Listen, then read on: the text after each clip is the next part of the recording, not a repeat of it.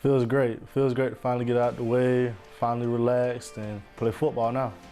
I mean, the obvious question is the one that everyone wants to know. You having a multitude of offers, double-digit offers, guesses left and right of where you're going to go. What made you lock into ECU? They were on me every single day since the day they offered me. They were never on and off. They were just always right there pushing for me. Not just quarterbacks, but all of our positions. They look at sort of the quote-unquote bigger name schools. You had offers from some of those larger schools, but you chose to go to ECU, and it's more sort of where you fit is where you want to go to school, right? Yes, that's why we picked ECU, because they were the perfect fit. Me and my family had went up there on our own and looked at everything, so we liked all of that. And then we liked the atmosphere of the coaches and the players from looking at different videos and everything. And we just liked them as a whole. How great does that make you feel? Like you said, they're on you every single day. A lot of times you'll hear some of these things about these coaches.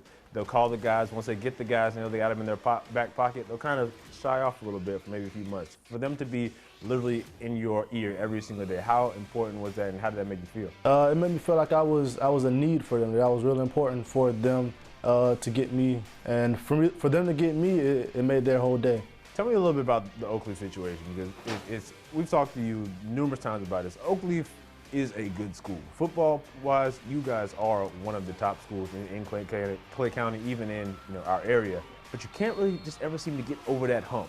How frustrating is that? We have to get over that hump. It's really hard, but we'll get it done. We'll get it executed, and when we do, we'll go all the way with it. Either way, I've always said you're probably one of the hardest working high school football players that we have in the city. Like I said, I'm always seeing you, whether it's at a field or it's at the facility or just wherever you can find grass really to work out. That speaks a lot to your work ethic. Where does that sort of work ethic come from? My dad drove that work ethic into me, so he's on me all the time about it. So once it got into me, I just been going since then. And speaking of motivation, sort of jumping back a little bit, the decision to make your commitment on August 1st, what sort of went into that and why that specific date? So August 1st was my mother's birthday, and she passed a couple years back, so I just want to do something on her birthday. It drives me a lot, just knowing that she's up there looking down on me. I just got to keep going harder and harder every day. For a high school player, that's a lot. It was hard at first, but it drives me a lot on the field and off the field. I'm just knowing that I can do this and I can get where I need to be at. Tell me about sort of the quarterback pipeline that we have here in Jacksonville. You're now part of it. In recent memory, guys you've worked out with, we talked about them before, Jeff Simmons, Carson Beck, Augie DiBiase, all these guys that have come from our First Coast are now on to the next level. Just tell me about what it means for you to now be inserted into that pipeline.